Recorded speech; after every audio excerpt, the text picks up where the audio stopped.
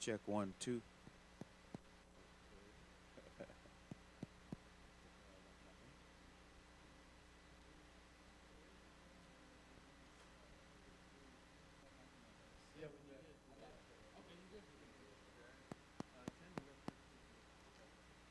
Check one, two.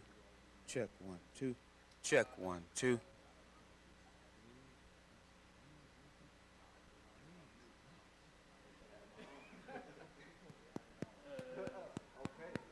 Why you haven't told me?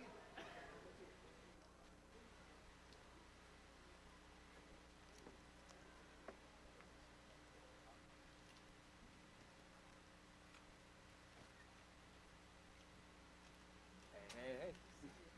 Good to be here. What's up?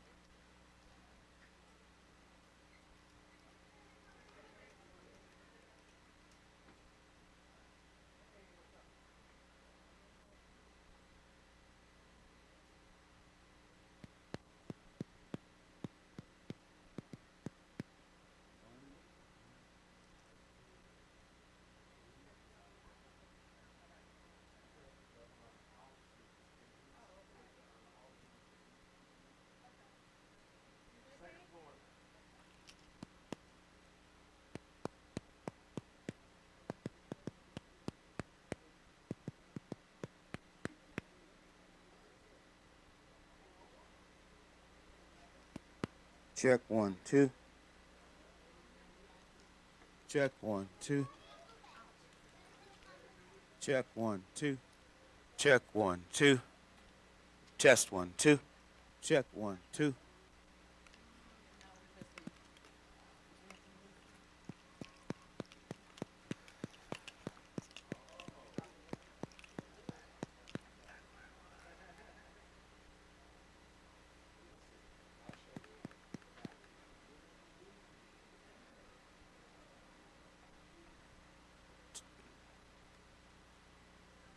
Testing one, two. Testing one, two. Testing one, two. Testing one, two.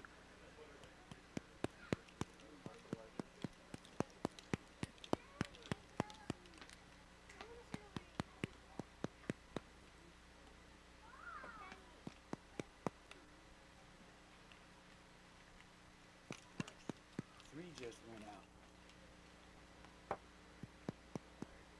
Testing one, two. Two. Huh. That's crazy. Testing. One, two. Yeah, I see. Hold on. That's right. Testing. One, two. Testing. One, two. All right. One, two. Got him. So you can put this back on the podium. Testing. One, two.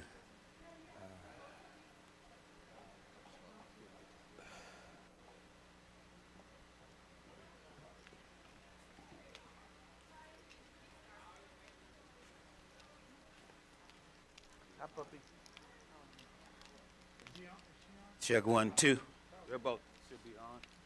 She should be on. You should be on. Make sure the Hello. you're on.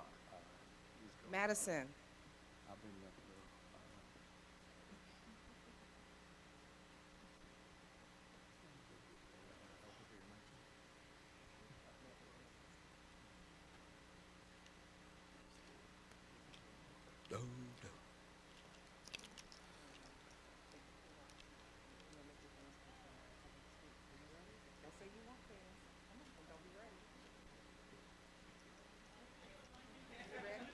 Stay down here for a minute. I don't know. I got you.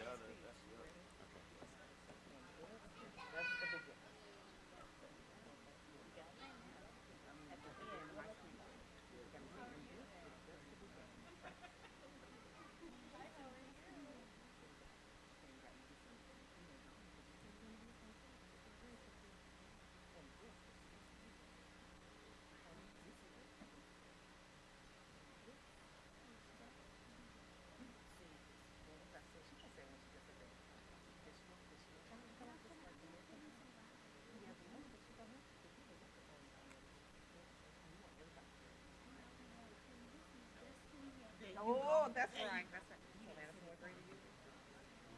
Fourth grade. Okay. So as soon as you see me come up to the microphone, you gotta come to the front, and I'm gonna pause you up here, and I'm gonna have you come. So you're coming up, okay?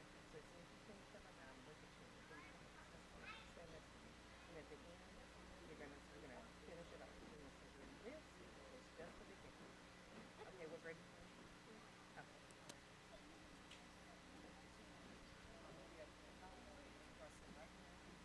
Share number one. There you go. Right there. You want her to hold this? This is just another mic. Yeah, she could. Okay. You're gonna hold on to this whenever she tells. Don't talk to her because it's on. But she'll tell you. Just making sure I had you.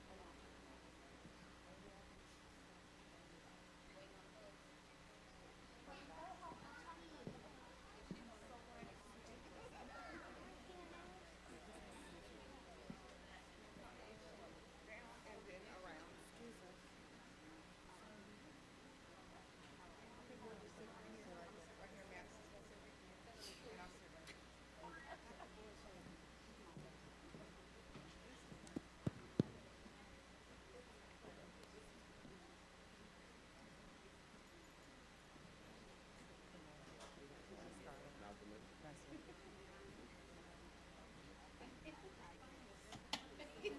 Oh my God. Is there something I need to do correctly? Okay. I mean, I'm sorry.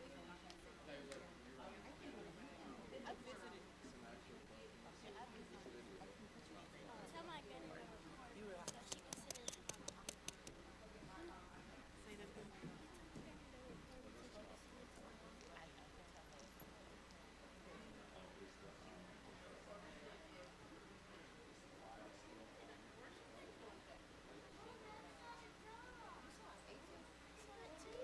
I saw the one too. Look.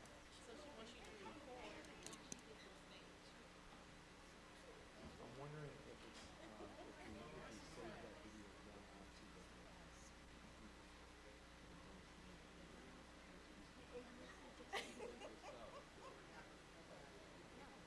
Oh no.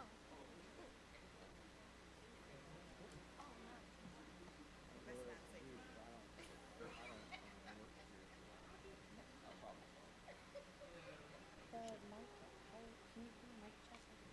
Test, test, 1, 2. Thank you.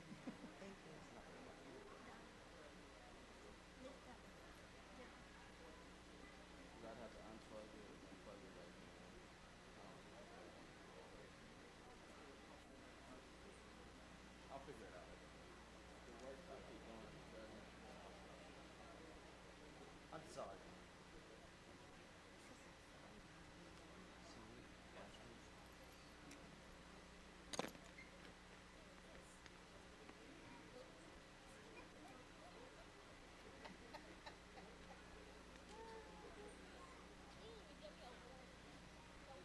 When you have wishes, honey, the goal is to make them come true, right?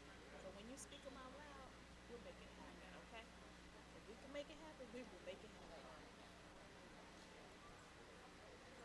Yeah. No resources. Going to the front row. Okay, right here.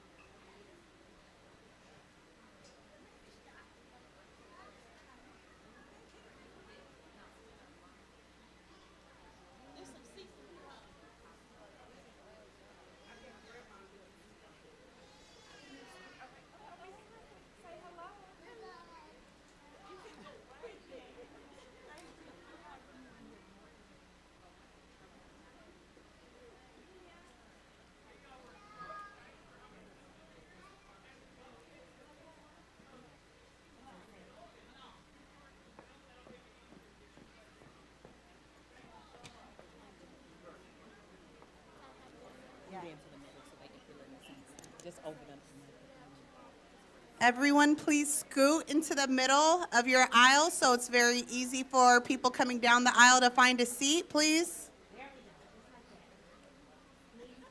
Thank you.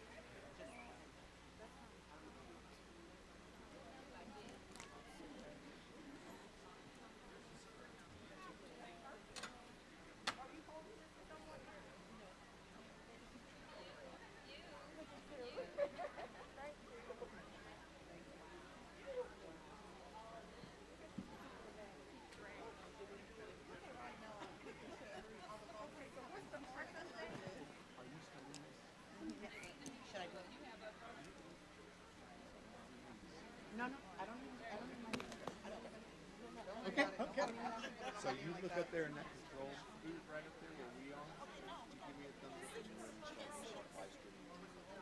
Okay, when you give me a thumbs up, I start talking. Yes, sir.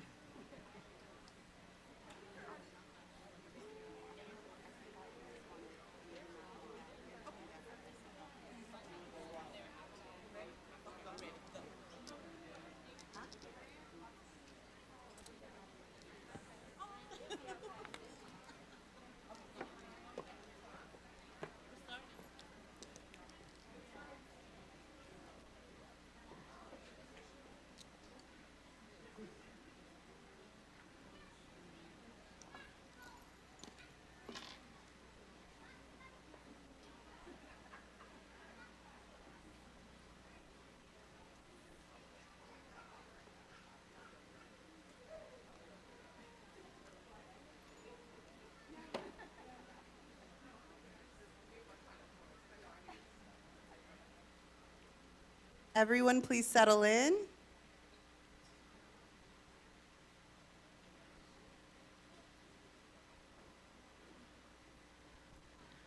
Hello, everyone, and welcome to Literacy for the Lou.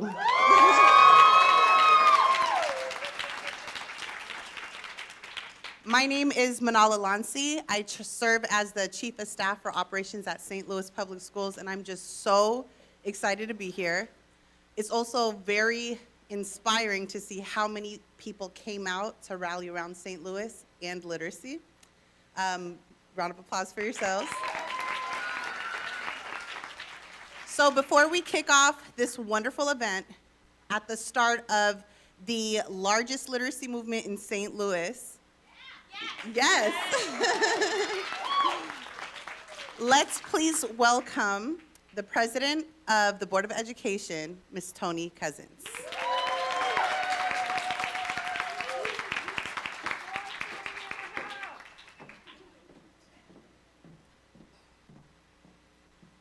Wow. I'll try to hold back the tears. I can't do this alone. This is the Board of Education. So I want to first give recognition to my board. Donna Jones, please stand. Secretary Jones has been committed and fighting for this district for over 18 years. Matt Davis, Vice President of the board, please stand. Matt Davis has put in several hours of dedication and commitment. And Tracy Heights, he's a new member to the board, Sumner alumni and definitely committed. We don't have them that are here. Natalie Val is a board member as well, Emily Hubbard and Sadie Weiss, all committed to what we've been fighting for, and we understood the charge and the commitment, and that is fighting for literacy. And we knew that it was not just for the district to do, but it was for the entire city. So to lead this charge, it took St. Louis Public School to do it, and that's what we asked the superintendent to do, and that's exactly what her and her team has done. This is a city-wide initiative, and that's what we're here to do, is fight for education for all. So with that, it's going to take a community effort. It's going to take elected officials. It's going to take businesses. It's going to take the parents. It's going to take everyone to step up and be a part of teaching everyone how to read. And when we identified this person, I said we. When we identified this person, we knew it had to be someone hungry enough and strong enough to understand the mission and the assignment.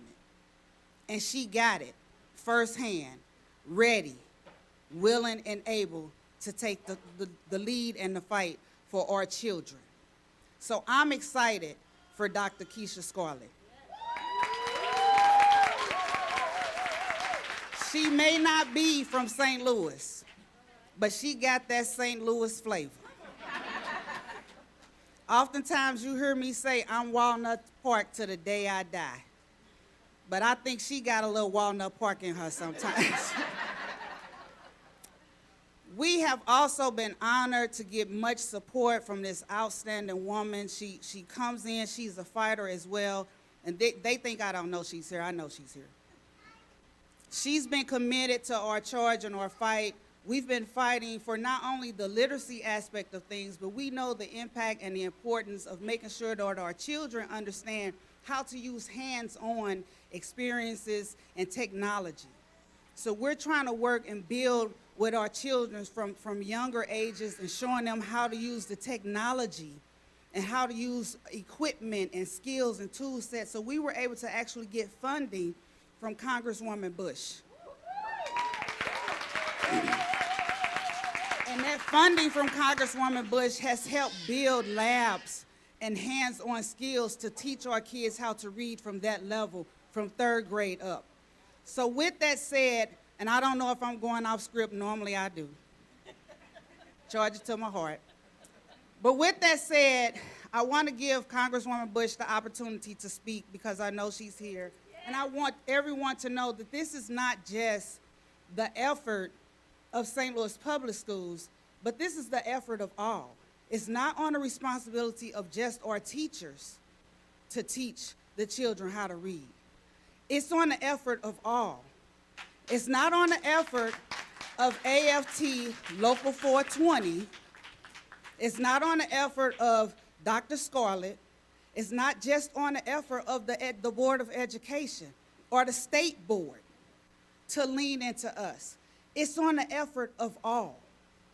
It's on the effort of your businesses, your parents, your uncles, your aunts.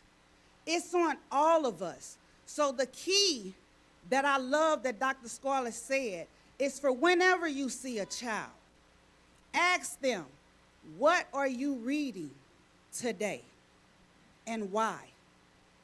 That should be a nationwide question, and we're going to launch that in the city of St. Louis. So with that said, I give to you Congresswoman Cori Bush.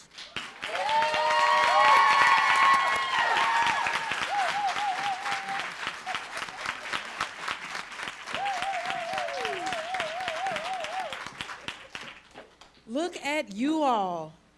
My goodness, this is such a powerful room, and I am just so honored that I was asked to be here with you all today. You see, I got my T-shirt on. Yeah, you got to represent, and you all know that's something about me. I am going to represent.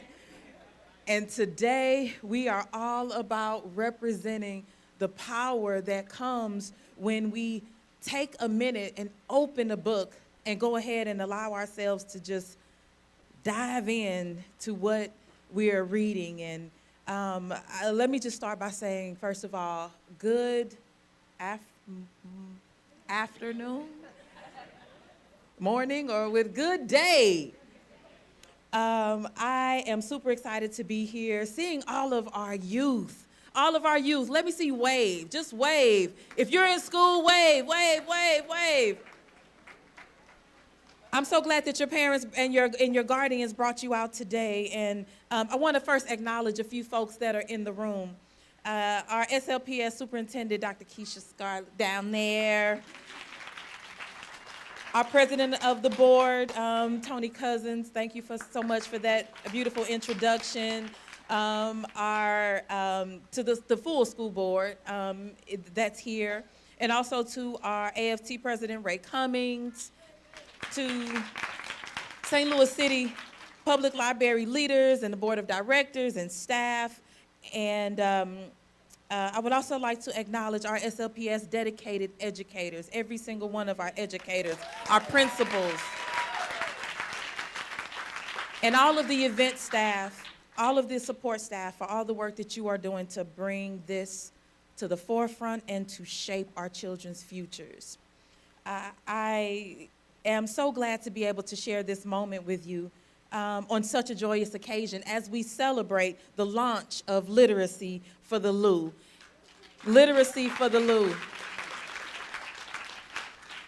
Literacy for the Lou is much more than a citywide reading initiative. And I like the name because I don't know if you all know, but every time I get up in Congress and I have to go before the speaker and have to go before Congress, I start with St. Louis and I rise. So it's always about that representation. So literacy for us is a shared promise to our youth, to all of you, that brings our entire St. Louis community together. Together, we are united in building a citywide passion for reading and for reaffirming that power, the power of reading as a unifying force in our city. I want everyone here to take a moment and just acknowledge the power of books. Think about the first time that you read a particular book and you didn't know what to expect, but by the end, you knew you had to read it again. Our books don't just help us to read and read better and write better and speak better. They are key to unlocking the doors to education. It's key to empowerment. Every time you pick up a book, you learn something new. And it's a brighter future for every single one of us.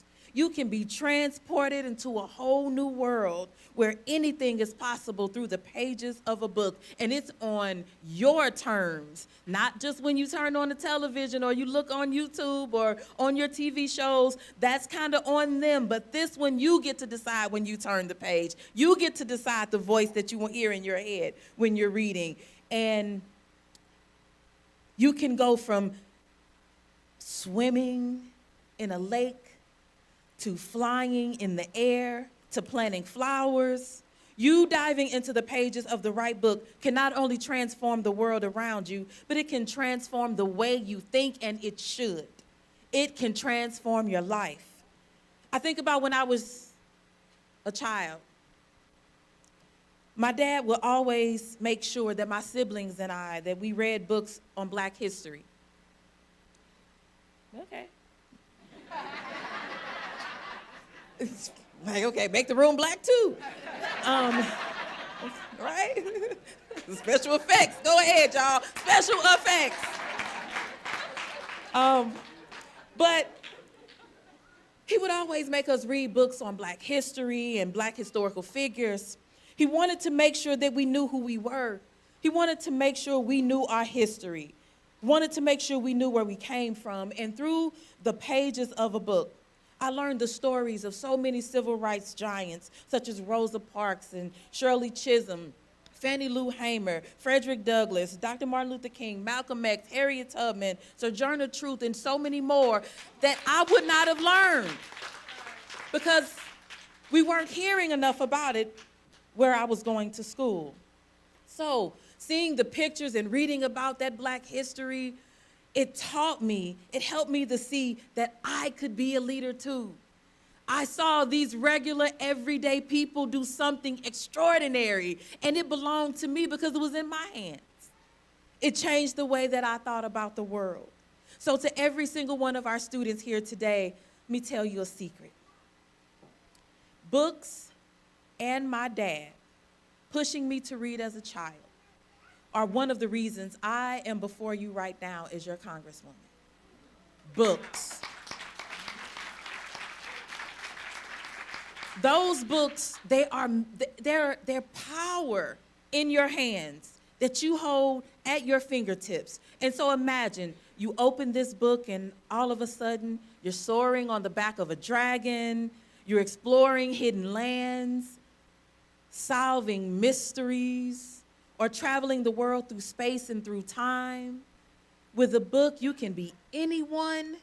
With a book, you can go anywhere. You can do anything. And reading isn't just a skill, you all, it's a superpower.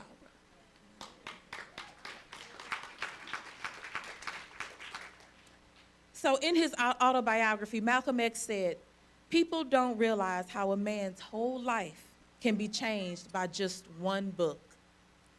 That fundamental truth is so important. Learning how to read and write is an act of empowerment. And so every single one of you deserves the inspiration that books can bring you. You deserve to see yourselves, you deserve to see your stories and your futures. And remember, it's not just about reading what somebody else wrote. You can write too. You can write too. Get in, you learn, you see the different styles, you see what you like, and then you start to do it.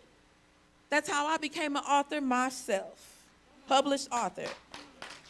So every book is a treasure that through the power of reading you can discover. So in a time when we have these lawmakers in our state that are working to take our books off the shelves, they want to remove our stories from the history books, but we won't let them. And they want to defund our libraries, but we won't let them. We'll keep fighting.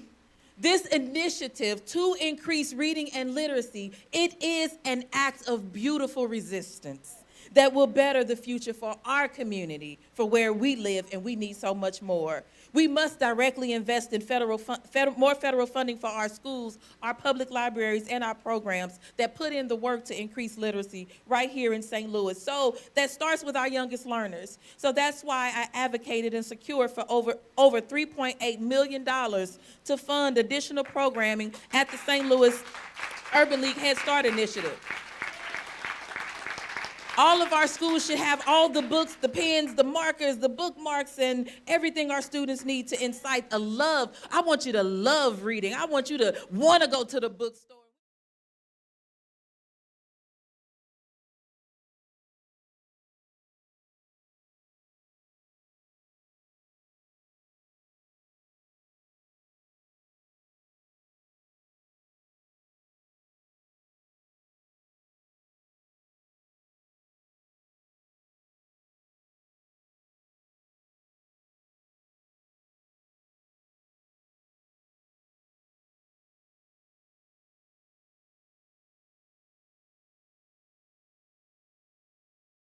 From teachers and families while bolstering our federal investment in our public schools. We got to ensure that all of our educators have everything that's necessary and all the tools, all the funding to thrive. That's why I'm advocating for increases in teacher pay. Yes. I want you to start at $60,000. That's the low part. I proudly co-sponsored the Educators for America Act, legislation that will build up a pipeline for teacher retention as well and support. So it's on all of us to continue this amazing initiative. That's why I'll keep advocating for more federal funding that supports literacy in the LU. And thank you so much, every single one of you, for being here.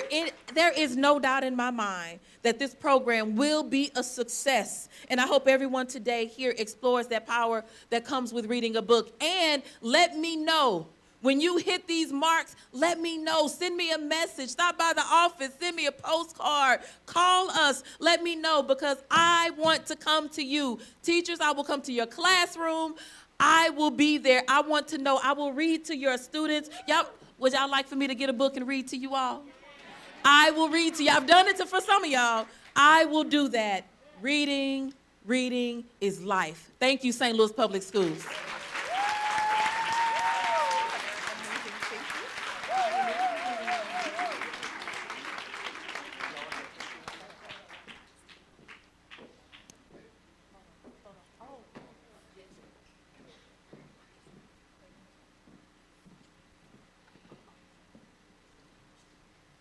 See, that's Congresswoman Bush for you. See,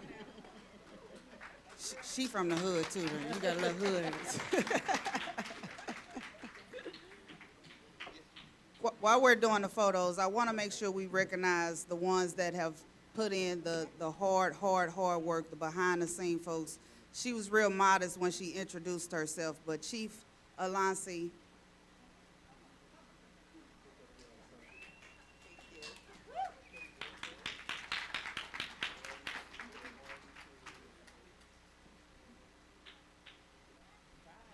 And while she's saying, come on, I want to represent, make sure we recognize Chief of Schools, Ms. Millicent, Dr. Millicent Borshay. Can you please raise your hand? I want to make sure we recognize Ms. Gloria Nolan. Can you raise your hand, please? George Sales. We absolutely need to recognize Chief Manal's comms team. Where are you people at? Because they came up with all through. These are the ones that came up with all the Dougies, doing the Dougies with the books. I had my child like, Mom, hold on, who's that safety? I want to read a book. Like, they really motivated and got everybody engaged into wanting to read, putting reading back on the map. And Erin Kane, all of these, everyone. This takes a lot of work to put something like this together, and you all need to be recognized, and we respect the work and time and effort that you all have put into this. So I want to make sure you all know the board gets it. We know, we understand what you all are doing, and we appreciate Dr. Scarlett and her team. And the partnership with the library is like phenomenal. I don't think it's been done, so I want to make sure we recognize that work that you all have put into making this happen. So outstanding, standing room only. This is what I'm talking about. Without further ado, we gonna make it happen. I'm sorry, I'd be taking over, We love to see it. All hands on deck for literacy for the LU. Yes. Speaking of the partnership with the library, we are going to hear from the manager of youth services, Joe Monahan.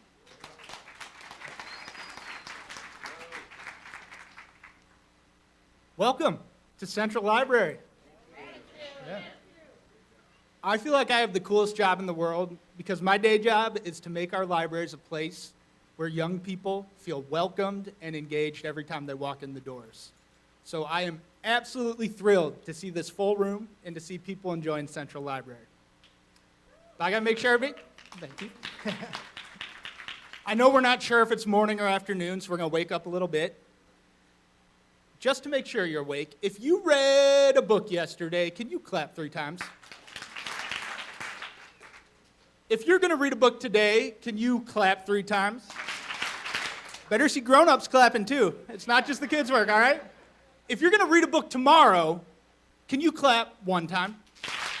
Okay, I tried to trick you. That was good. Okay. We're super proud of Central Library. It's a beautiful space, isn't it? Yeah. It's really one of the most beautiful libraries in the entire country. And what I love about it is it's not meant to be a museum where you can't touch anything, right? Or a palace for a king and queen.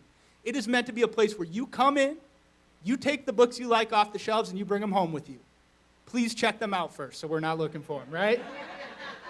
But I think having that in a building so beautiful shows how our St. Louis community can value books, can value reading, can value literacy, right? And the best part about it is, this isn't my library, this is your library, right? And especially young people here, I want you to leave understanding that. St. Louis Public Library belongs to the community, which means everyone here. I cannot give you all keys, but I want you to come back every day, okay? We will be happy to see you every single day and bring home something that you love. So I've got some good news and some bad news. The good news is we've got 15 more of these libraries, right? All the way from Baden, from Walnut Park, Board President Cousins, downtown to Carondelet, all throughout the city. So if you don't want to have one in your neighborhood, you've got one that's not far away. The bad news, they're not all this big and beautiful. Okay? However, every single one has amazing staff who are going to smile at you when you walk in the door, welcome you in, and get you help with what you want help with. And we are so proud of that. So I'm going to be quick, and I'm going to wrap up with 2 big requests. My first is that everybody has an awesome time today. That should be easy, right? All right, my second one, this is for the young people. It's kind of far away. This isn't my credit card. What am I holding up right now? Library card. So my second one is that every single person in this room leaves with a library card if they don't have one yet. All right? Well, you make me that promise.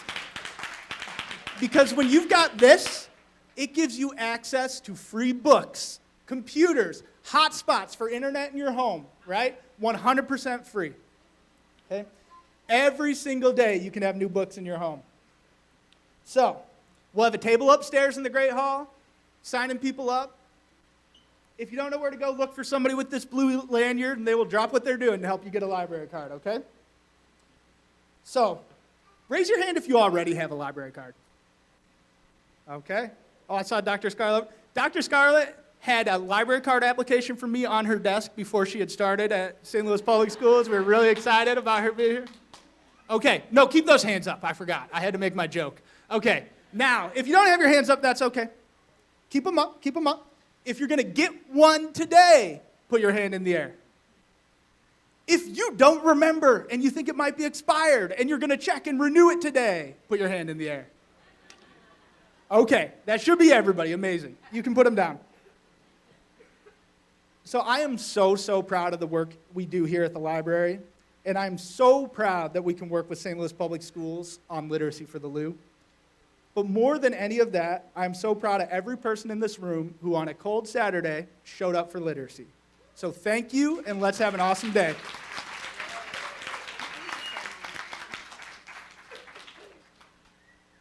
So President Cousins from Local 420 was unable to be here today, but I believe Karan Johnson is here. Please welcome her to the stage.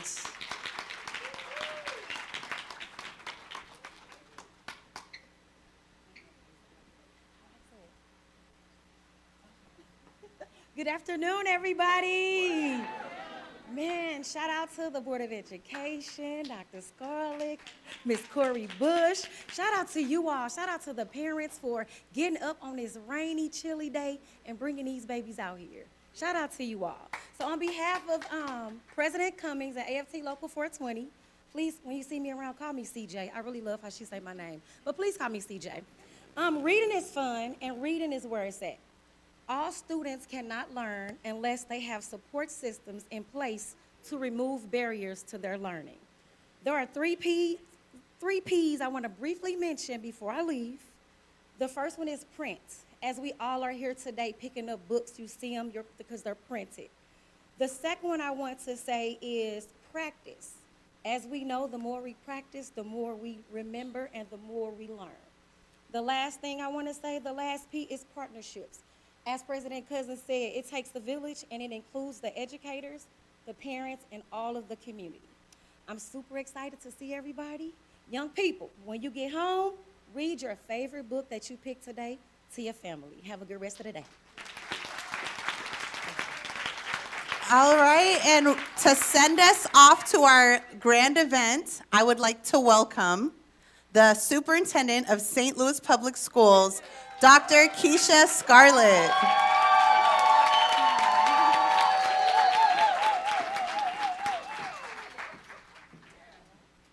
Thank you. I'm not as extemporaneous as President Cousins, so I have to have my talking points over here. But it's so nice to see you all. Wow. Thank you. Thank you, St. Louis. Thank you for welcoming me as your newest St. I said St. Lucian the first time, but I said St. Louisan, right? St. Louisan.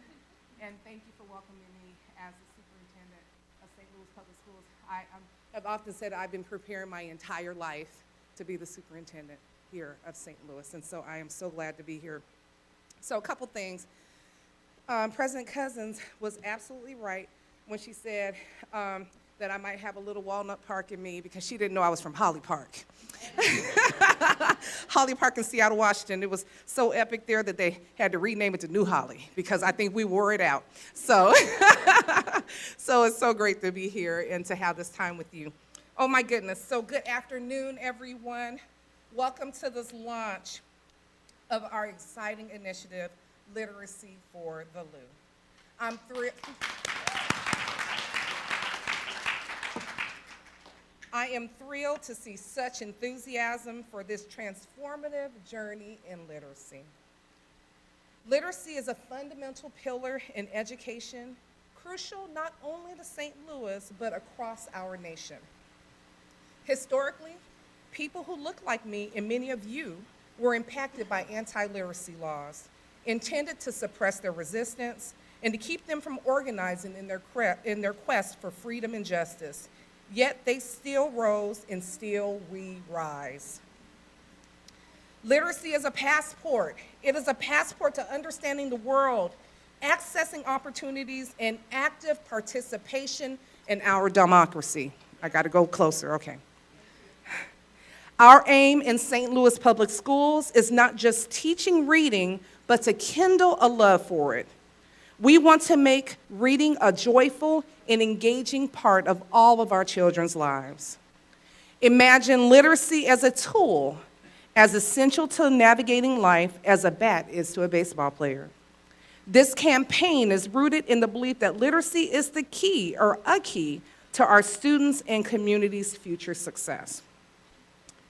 Our focus in St. Louis Public Schools is giving children books that resonate with them, that are culturally relevant, engaging, fun, and reflective of their diverse cultures and experiences. I want to thank the Board of Education for the City of St. Louis for their $4.5 million commitment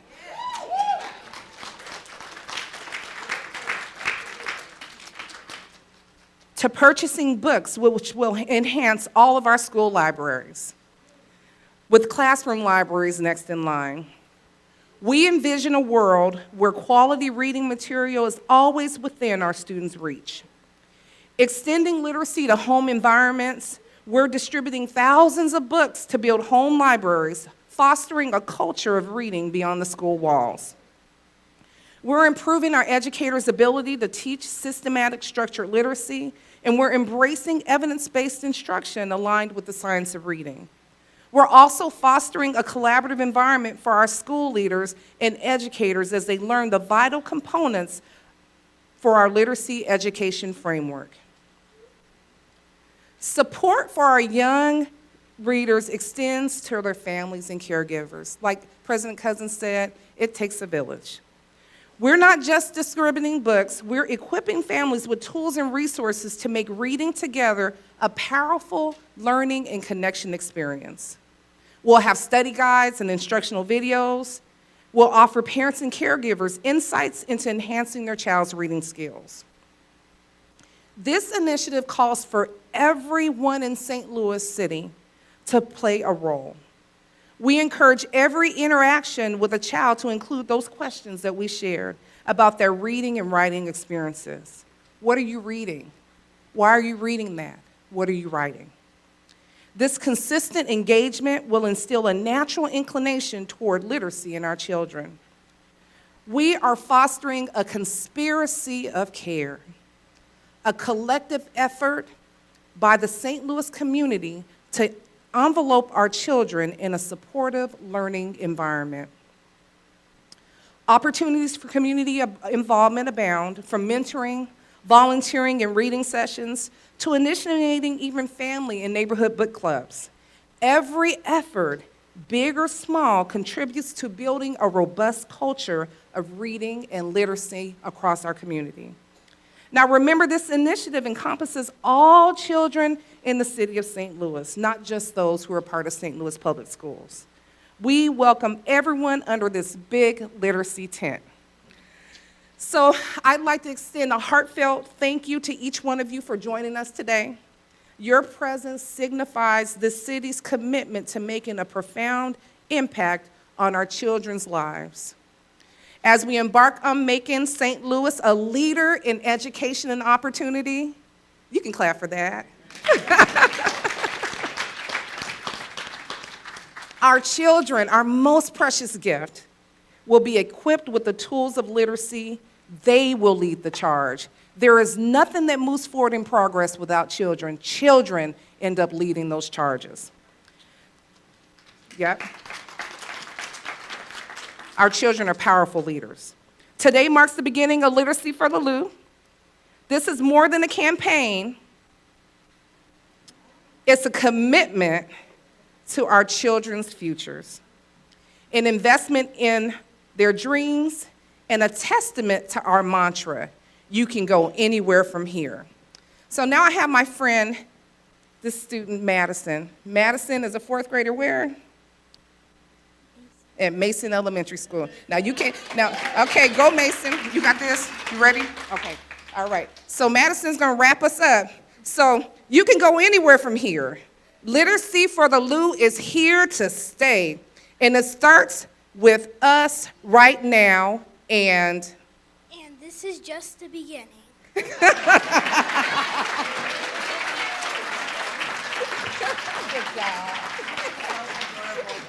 Dr. Scarlett, before you head out, there's something I'm going to ask of everyone in this room, and it is to sign this pledge to read 30 minutes a day.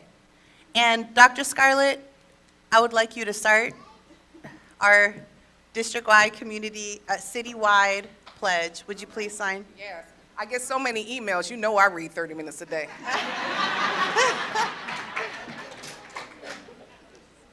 You all will find this on your way out. We're going to put it up in the back. Please sign it on your way out, so we, as a community, as an entire St. Louis community, are on the same page about what we're doing here with our youth. If you haven't received this already, oops, thank you. Here's our agenda for the day. It's kind of like a choose your own adventure. So there is nothing you should or should not see. It's just follow your interests.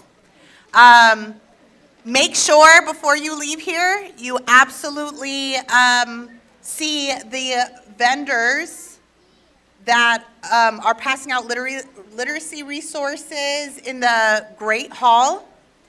And on the third floor, you'll also find a bunch of free books from St. Louis Public Schools, and the goal is to support families in starting your at-home libraries. So all the books and all the resources, they're free for your kiddos to take. Thank you all so much. I hope you have a wonderful day today. And one more thing. I just want to thank Dr. Kay Royster, who's acted as a strategic advisor for this initiative. Yes. And also our partners from Scholastic, who helped us seed this idea. Thank you.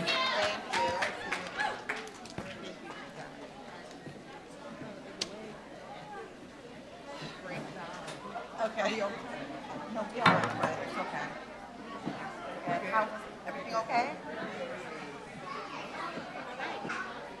He will be here in the auditorium if you guys wanted to stay for Malcolm Mitchell. If you look at your agendas, it'll kind of let you know where the other authors will be throughout the library. But if you wanted to stay for Mr. Malcolm Mitchell, he will be right here in the auditorium.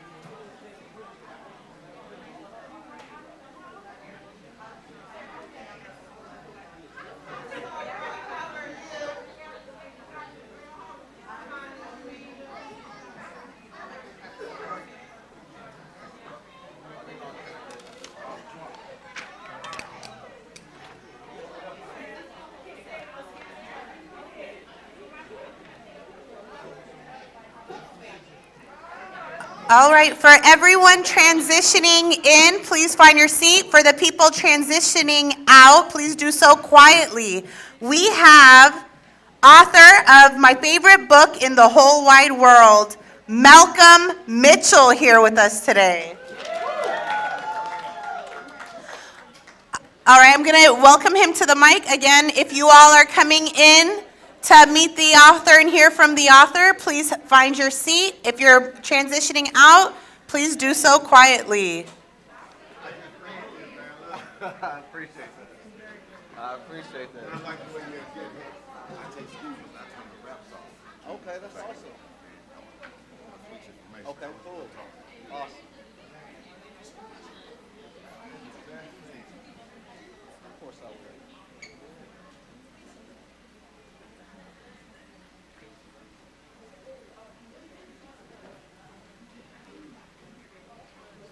Yeah, are we ready?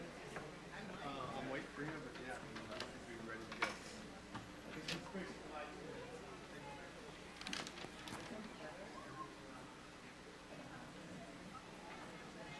Hi, how are you? Good morning, or good afternoon. Good, are you? I'm gonna talk about it just a little bit, okay? We may be able to individual. Yeah, that'd be cool. What's the team name? Okay, we'll have to do it together. I'm doing good. How are you doing? You saw me on Facebook? Do I look better on Facebook or in person?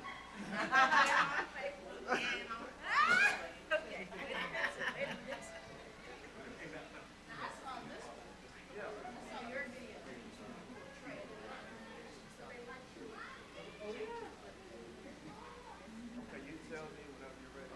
Yeah.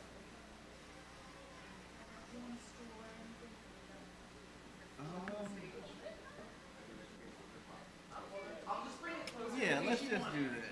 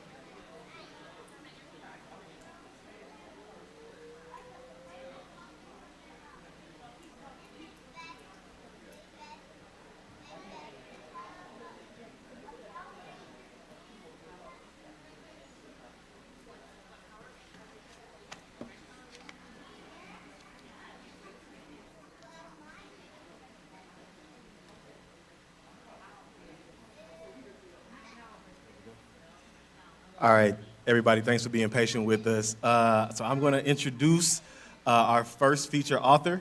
Go through this. So Malcolm Mitchell is a multi-talented author, advocate, and oh, by the way, he is a Super Bowl champion.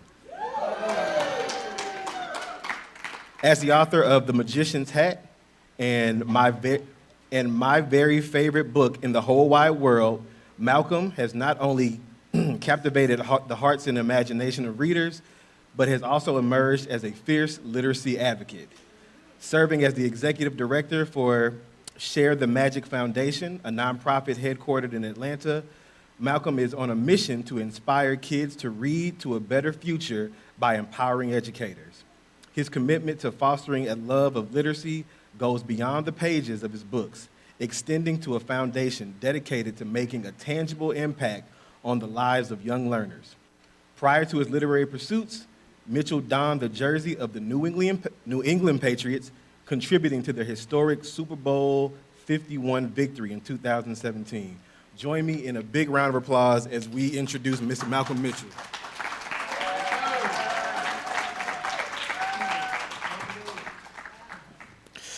I'm happy to be in the Lou. I'll be honest with you. I haven't been here since 2015, and it was due to one of my good friends. His name's Todd Gurley. He was drafted in the first round to be the running back for the St. Louis Rams. So, of course, I came and I visited him then. But I'm happy to be back here for a different reason. You'll see me show pictures of me playing football. A lot of today I won't talk about that, but if there are time for questions, I'll answer any questions you may have on it, okay? Now, it is my ambition to be hot while I'm here. Honest, open, and transparent. All of my story isn't beautiful. Some of it's seeped in pain, and I'm going to share some of those stories with you. All I ask is you be open-minded and you understand that more than anything else, I want you to take away what I stand for today. And that's the importance of literacy, the importance of reading, the importance of equipping ourselves with enough information to take the next step forward. Are you with me? Yes. Okay, perfect. Now, I'm going to start with the story. The story goes that there was once a farmer who was walking towards his chicken coop when he stumbled upon a misplaced egg. Now, this was not suspicious. Eggs had fallen out of the chicken coop on numerous occasions.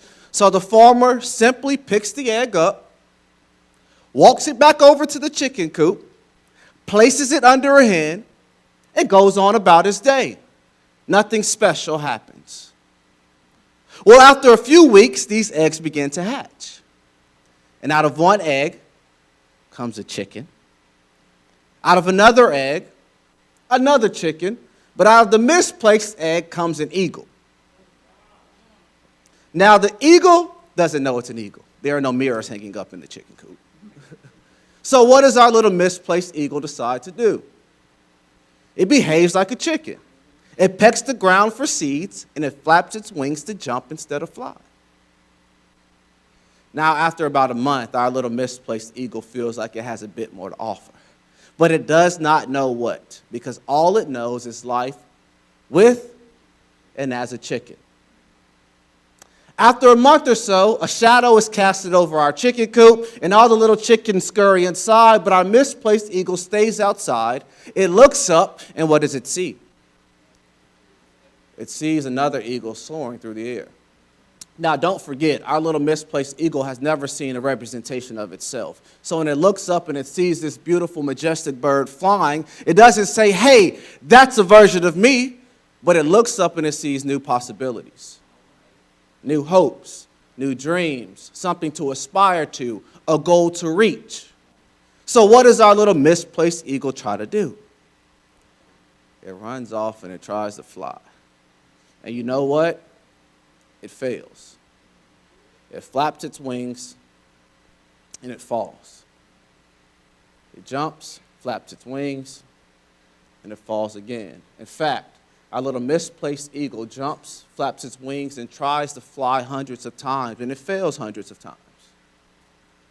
But for some reason, it perseveres. And after failing hundreds of times, our little misplaced eagle builds the strength to jump, flap its wings, and soar off to live out its full potential away from the chicken coop. Now, I don't know about many of you in here, but for majority of my life, I felt like that misplaced eagle. I felt like I wanted to offer something. I wanted to be something. I wanted to be of value, but I did not know how. I was born and raised in Valdosta, Georgia. A little history on Valdosta, Georgia.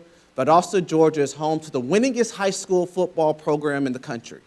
In fact, in order for any high school to ever catch up, Valdosta, Georgia would have to stop playing football, and every team would have to win at least 20 years' worth of games in a row. So in that environment, it is no surprise how I became a professional athlete. But I did not always understand the importance of an education. I was just like every other student in my high school. I spent majority of my time in the cafeteria, in the gymnasium, and the truth is I spent a lot of my time in the in-school suspension room for poor behavior. It did not take a rocket scientist to tell that me and my family did not have a plethora of financial resources when I was growing up. We did not have money. It was most noticeable on the first day of school. Why the first day of school? Because that's when everybody wore their new shoes. You know, you remember when people used to iron their clothes? Right? They had a little crease down their pants. They don't do that anymore. Wrinkles, cool. But to be honest with you, not having a lot of money never really troubled me because I had a loving mother. I grew up in a single-parent household, other brother, younger sister. I'm the middle child. Please, and I mean please, don't tell me any Malcolm in the Middle jokes. Not having a lot of money never bothered me because I had this amazing mother who loved us so much, the ideal of poverty never really had an impact on the way I thought of myself. Now, love can solve a lot of things, but there is something that love cannot fix, and that's a rumbling stomach. I don't know about many of you, but for me, we grew up with food stamps. And the way it works, I hear it came in the form of coupons that you'd have to cut out and take to the store. That's not my generation. We got the little cards. And my mom would pack me and my siblings into her vehicle, and we'd go to the local Walmart, and we'd pack 3 carts full of food. And during the school year, it felt like that food would last forever. Because during school, you'd have breakfast and lunch. Well, during the summer, it didn't work out that way. During the summer, it felt like all that food would last for about 2 weeks. And you had 2 weeks of figuring it out. Here's what I figured out. I figured out if you drank enough water from the faucet, you could periodically quiet the rumbling in your stomach. I also figured out you could distract the hunger. You can go outside and play. But the only consequence is when you're done playing, it's coming back with a vengeance. When it got so bad, I'd venture into my grandmother's backyard. In her backyard were a pair of abandoned train tracks. And I'd sit in between those abandoned train tracks, find a little plot of dirt, and I'd draw out these plans to quiet the rumbling in my stomach. If you follow the train tracks to the left, it would spit you out behind the building where my mother went to go pay rent. If you follow those train tracks to the right, it would spit you out in front of our cul-de-sac. Now, this is one of the painful stories that I told you I was going to share, so bear with me. In front of our cul-de-sac was a convenience store. A convenience store is just a gas station minus the gas part. For the purpose of this story, I'll call them friend number 1 and friend number 2. It was friend number, I see the Georgia, go Dogs. It was friend number 1's job to go into that store, scream as loud as he could, get the attention of the cashier. The cashier would have to address a 10-year-old screaming in the middle of the store, which means he would run behind the register, disappear behind the wall that separated him from the rest of the store. And that's when it was friend number 2's job to run in unannounced. Friend number 2 would run in with this oversized Salvation Army jeans, and he'd stuff them with chips, soda, and candy. And when friend number 2 was done, it was my job to run into that store, pretend to be the sibling of friend number 1, scold them for running away, and we'd rush out of that store and we'd run back to those abandoned train tracks. The only problem is friend number 2 was still inside. But once the cashier went back to the register, he disappeared behind that wall. And friend number 2 would run out and meet us back at the train tracks with the food. Now, at that time in my life, don't think I'm foolish. I understand the story I'm telling you. But at that time in my life, I understood exactly what I understand now. That feeling was terrible.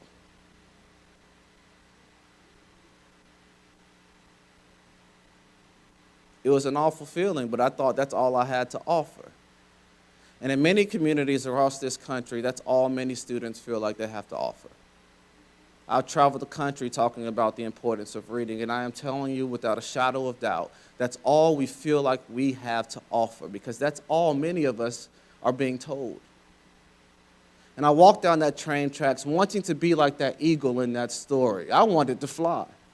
I wanted to be of value. In fact, I've never walked in a room and asked a group of people if they wanted to interact with the criminal justice system and they put their hand in the air. I've never witnessed that my entire life. I've never walked in a room and asked a group of people if they wanted to be on government-assisted programs and they volunteer. These are the consequences for those who do not read. Those who read are more likely to find financial stability versus those who do not. Those who read are more likely to live longer versus those who do not. These are facts.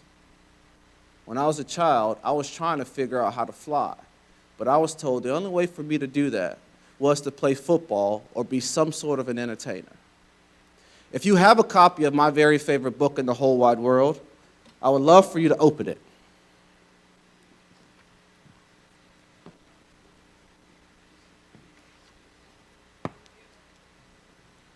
If you don't have one, don't worry. I'll do my best to hold this just like this while I read to you.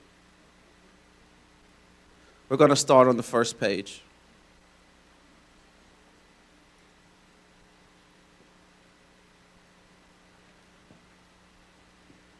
Hi, I'm Henley, and this is a story about finding my very favorite book in the whole wide world. But it wasn't as easy as it sounds. Reading can be hard, you know. Once upon a time, everyone thought I hated to read, but that's just not true. Please follow me to the next page.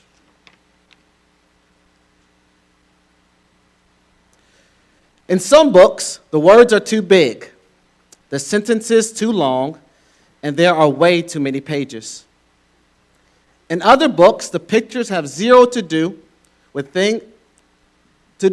cool things I like or with what's inside of me. I do try, but some books are so giant, if I stood on them, I would turn into a giant. Other books are so boring, I'd rather use them as pillows.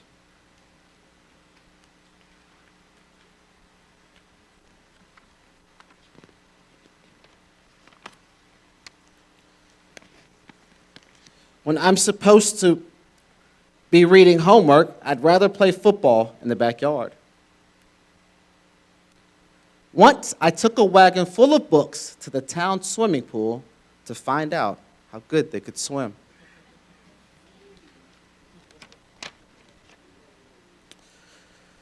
When I tried to read books about dinosaurs, they made my brain hurt. So I gave the books back to the dinosaurs. I've tried reading books about mountains, pickles, aliens, monsters, cats chasing mice, and mice chasing cats. I even found a book about cats chasing mice up a mountain while aliens eat pickles with monsters. But none of those made reading easier or more fun. But that all changed when Mrs. Joy gave the worst homework assignment ever. Close your book, and let's continue the story. There's a story that goes, there was once a kid that came home every day from school sad and upset. Eventually, his mother looks at him and she says, "Son, what's wrong?" The kid confesses that homework is too difficult, school is no fun, he's having a hard time reading. Now, he's expecting his mother to give him some words of encouragement, something to boost his confidence, to make him feel like he could run through a brick wall, but that's not what happens. The mother replies by saying, "Okay, follow me to the kitchen." Now, the kid scratches his head and he squints his eyes because he's confused. He's confessed all these challenges he's facing. Why is his mother telling him to go to the kitchen? He's not hungry. Well, he listens to his mother. He sits down at the kitchen table and he watches his mom pull out 3 pots. How many pots are there? I'm going to need some participation. How many pots are there? 3. She fills each pot with water, puts them on the stove, turns the stove on, the water begins to boil. The next thing the mother does is she goes to the refrigerator and she pulls out a single carrot and a single egg. She puts the carrot into the first pot of boiling water. What's in the first pot of boiling water? Carrot. How many pots are there? 3. She takes the egg and she puts it into the second pot of boiling water. What's in the second pot of boiling water? 3. What's in the first pot of boiling water? How many pots are there? 3. Now we're awake in here. Let's go. Then she finds a bag of coffee beans and pours them into the third pot of boiling water, and she lets all 3 items boil for about 10 minutes. Now, the son is sitting at the table looking at his mother like some of you are looking at me. What is happening here? Well, after about 10 minutes, the mom goes to another cabinet and she pulls out 3 bowls. How many bowls are there? 3. How many pots are there? 3. What's in the first pot? Carrot. What's in the second pot? Egg. What's in the third pot? Now we're working. She takes the carrot out of the first pot, puts it into the first bowl. Takes the egg out of the second pot, puts it into the second bowl. Then she picks up the third pot, tilts it over, and pours what is then coffee into the third bowl. And she takes him over to her son and asks him a very simple question. The question is, "Son, what do you see?" He looks at his mom and he thinks to himself, "This lady's lost her mind. I just watched her do this whole activity." So he says, "A carrot, egg, and coffee." The mom says, "You're wrong. Think again." He looks at his mother confused. And he says, "Mom, I don't understand. Can you explain?" She said, "Of course I can." He says, "Son, when I took the carrot out of the refrigerator, it was hard and firm. I placed it into the pot of boiling water, something that was difficult for it to handle, a challenge, a form of adversity. And that carrot became very soft." She said, "When I took the egg out of the refrigerator, it was fragile. You drop it, it cracks open. Quite disgusting, if you ask me. I placed it into the pot of boiling water, something difficult for it to handle, a form of adversity, and that egg became very stiff. But the coffee beans did something special." The mother said, "In life, we all face challenges." How many of you in here have ever faced a challenge? How many of you in here have ever had a bad day? Okay. The mom says, in those moments, we have 3 choices. We could be like the carrot, start hard and firm, face our adversity, and become soft. We could be like the egg, fragile, face our adversity, become stiff. Or we could be like the coffee beans. Face our adversity. Don't allow it to change us, but we change it. Like the coffee beans changed the water into coffee. Now, my biggest challenge in life was not hot water, thankfully. Nor is my biggest challenge in life football, which is what most people assume. My biggest challenge in life was reading. Just like in the book, I felt like some words were too big, some sentences were too long, and there are way too many pages. In fact, I never understood the importance of reading because in my neighborhood, there were no examples of reading taking anyone anywhere that I thought was cool or relevant. You ever been in a classroom and on the first day of school, a teacher asks students, what do you want to be when you grow up? And they yell out the word doctor or lawyer or policeman or firefighter. Well, I'll tell you what, in my neighborhood, we didn't see any of that. There were no tangible examples of reading taking anyone anywhere culturally relevant in my neighborhood. So getting me to believe that reading was important was like getting me to believe in another religion, trying to get me to believe in something that I never saw.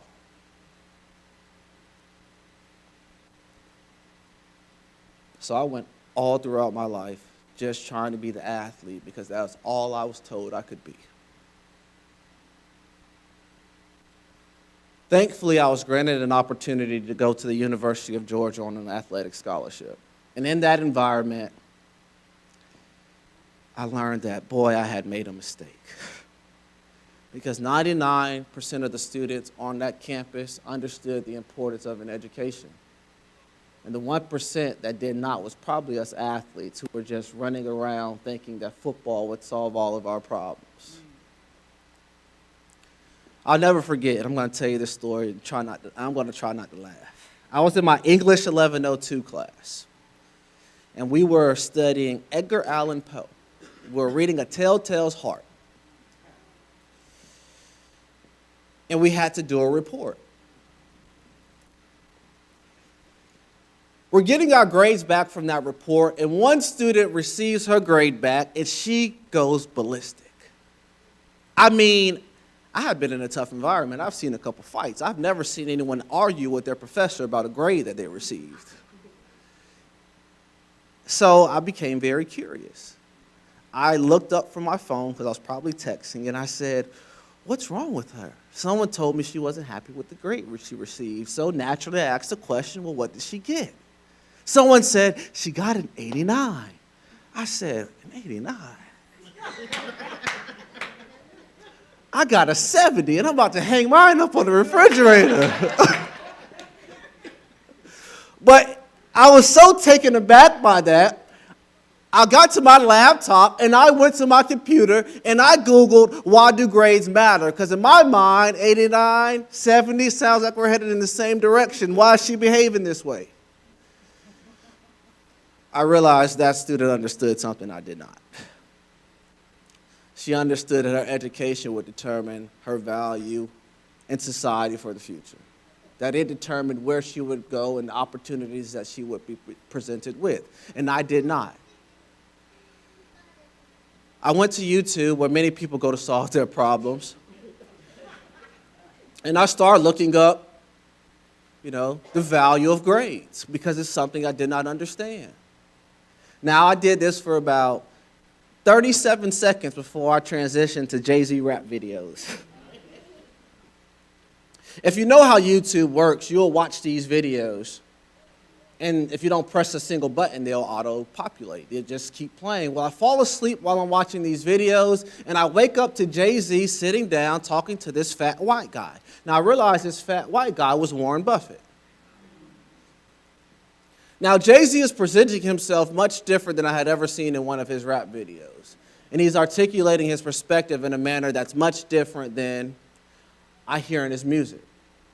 In fact, I hear Jay-Z, who is known and credited for being able to brainstorm his lyrics real time, never write them down, and recite them in perpetuity. And I hear this man credit reading for giving him that skill. It's the first time someone that was relevant in my community talked about reading. I got even more curious, and I went and I watched a video of a guy named 50 Cent, Curtis Jackson. Now, you got to understand, this is a guy who got relevant for getting shot 8 or 9 times. I hear him talking about writing a book with a guy named Robert Greene and how he reads books to give him information to make great decisions. I don't know if you've heard many 50 Cent songs, but there aren't many academic references in them. So again, I'm being exposed to someone else who looks like me talking about the importance of reading. So I run off and I try to read. If you have your book, I want you to pull it back out. I want you to go to where we left off. which is the dinosaur page.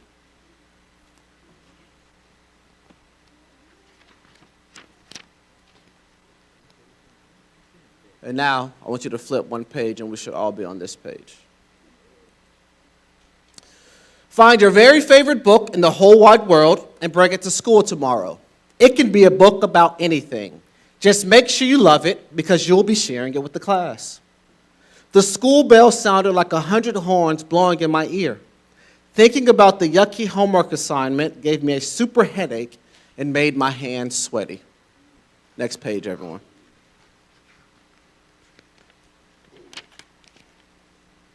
On the way home from school, I stopped by the mighty library hoping to find any book that could be my very favorite.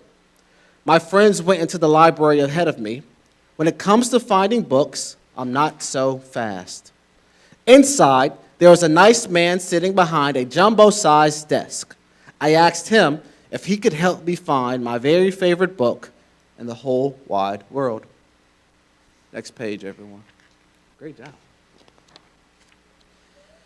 He showed me books about science and adventure and squishy animals. He flipped through the pages of books about flags, farms, and holidays. He found plenty of books with twisty big words, sentences as long as my legs, and pictures that tangled the pages. It gave me the heebie-jeebies. When I saw my friends in the middle of the library having fun and reading, I felt more lost than ever.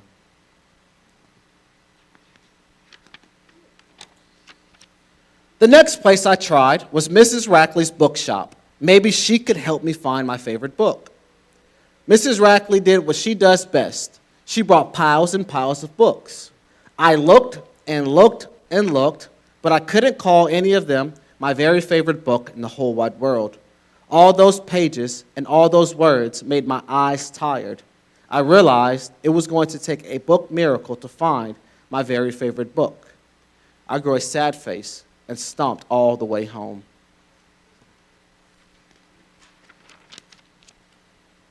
Mama was unloading the dryer, and she could tell I was having a crummy day. I told her all about the worst ever homework assignment. The librarian and Mrs. Rackley tried their best to help me find a book, but it was no use. I'll never find my very favorite book in the whole wide world. Close your books.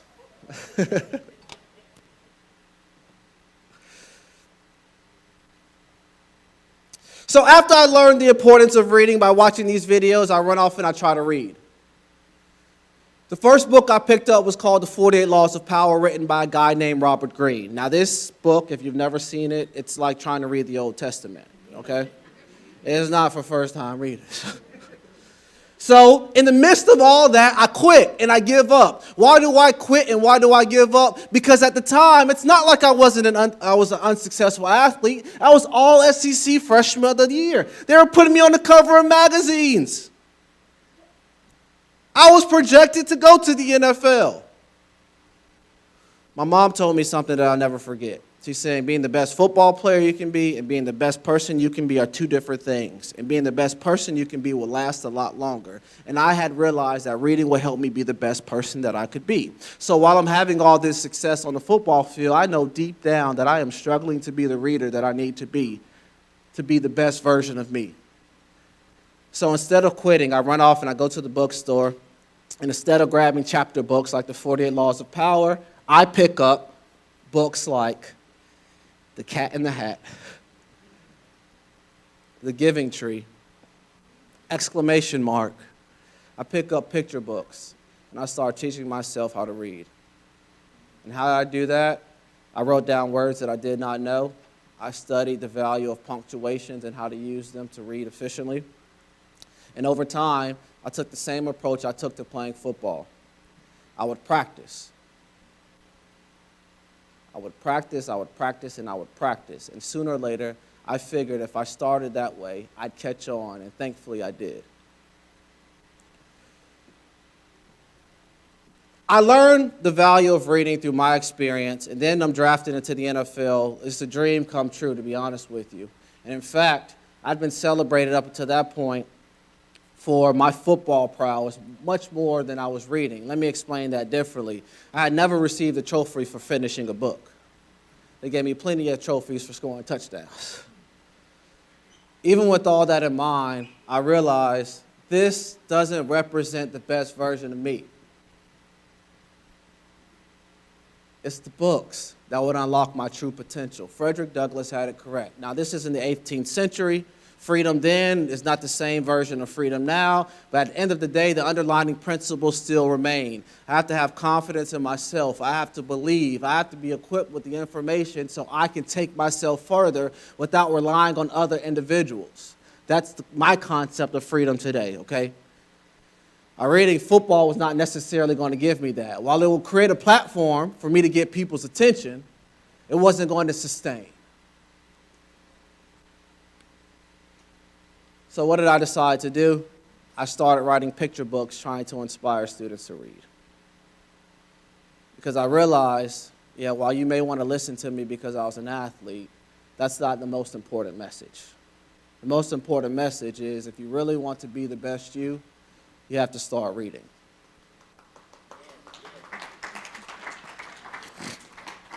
2016, I create Share the Magic Foundation, and my entire ambition is to do what hopefully I'm doing now, is getting people to understand the value of reading.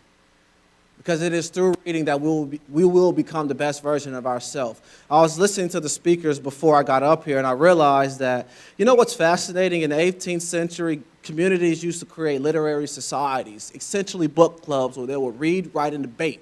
Because everybody understood, hey, if you don't read, you have no shot.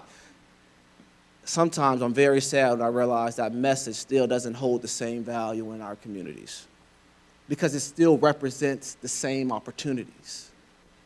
To read is to be liberated, okay?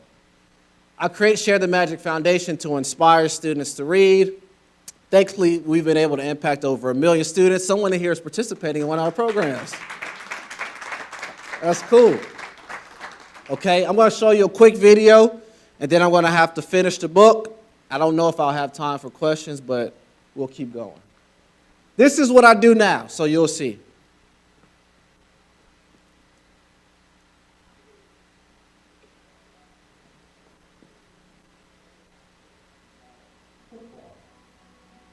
I'm here to have fun, but more importantly, I'm here to talk to you about the importance of reading. Because I want you to understand that you can grow up and be whatever you want to be. I believe that. But in order to do that, you have to know how to read.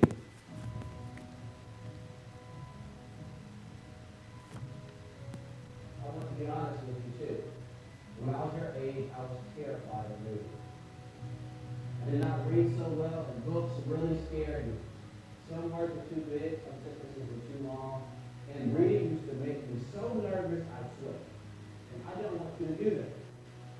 I want you to overcome the challenges that you may face with reading so you can go and be whatever it is you want to be. In order to succeed, you have to read. Does that make sense? Are you sure? In order to succeed, you have to do what? And I want you to become the best reader you can possibly be.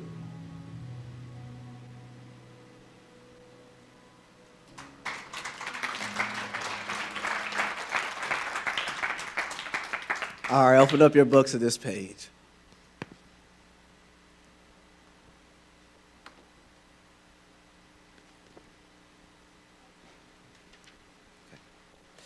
With a voice as warm as rose from an oven, Mama said, Henley, sometimes the best stories can be found inside of ourselves. After a sweet kiss on the forehead, Mama's words lit up inside me. That's when I had a brilliant idea. The next morning, I could hardly wait for my turn to share my very favorite book in the whole wide world.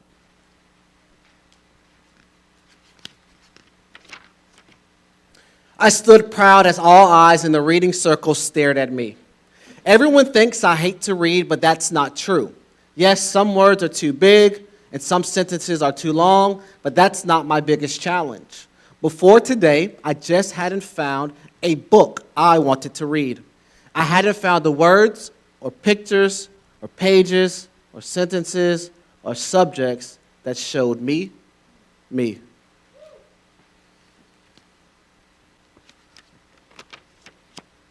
So, last night, I wrote a book. It's called My Very Favorite Book in the Whole Wide World. It's about a big, fat, bumpy journey to finding the perfect book.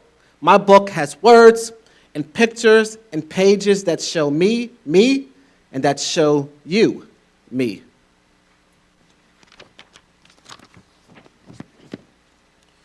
When I started reading my book out loud for everyone to hear, I struggled. But soon my words began to flow. The pictures I drew danced off the pages. Everyone can have a very favorite book in the whole wide world, even if they have to write it. When I was done telling my story, all my classmates clapped and cheered. My teacher gave me a gold star on my homework, and that's the truth.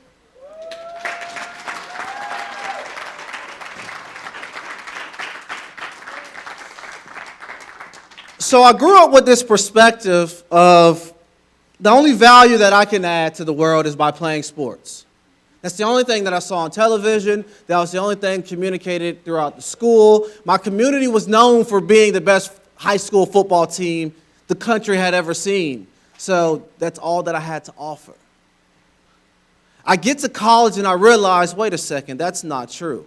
My value is not dependent on how fast I run, the catches I can make, how high I can jump. My value is dependent upon my perspective, what I can bring to the table with my mind. But the only way to equip myself was to be a reader. It would give me superpowers to stand on a stage here in St. Louis and try to communicate to all of you. It's not football that brought me here. Now, don't get me wrong, I loved it. I love playing for the University of Georgia.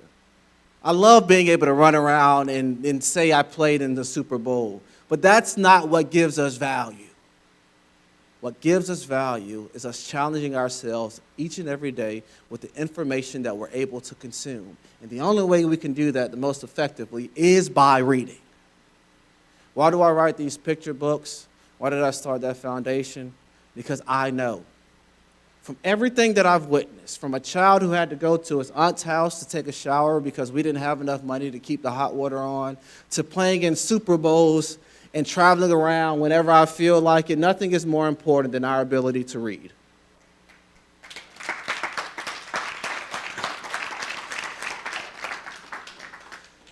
So I want to do something before I close. When I say read, I want you to say succeed. Are you with me? Now, I want you to say it like you mean it. Don't forget, I come from sport, right? So I'm used to chants. So if I don't hear you say it like you mean it, we're just going to keep repeating it, all right? Read! Succeed. Read! Succeed. Read! Succeed. I appreciate y'all. Thank you.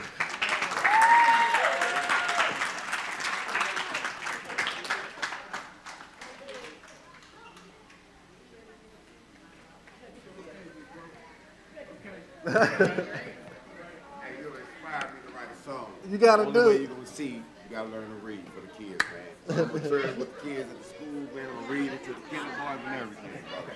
Appreciate you, man. Respect. Hey, what a great presentation, right? Right? We have another author coming to the stage, so if you guys want to stay and listen to her or go throughout the library and kind of see what Literacy in the Lou has for you, Literacy for the Lou, has for you, feel free. But we have Miss Tammy Charles coming up next. She's setting up. So if you guys want to sit tight for her, or like I said, feel free to go out throughout the rest of the library.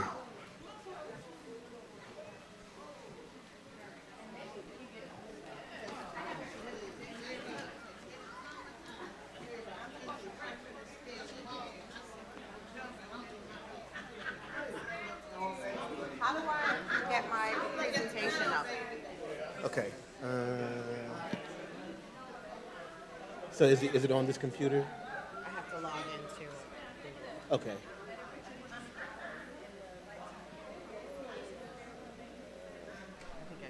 Okay.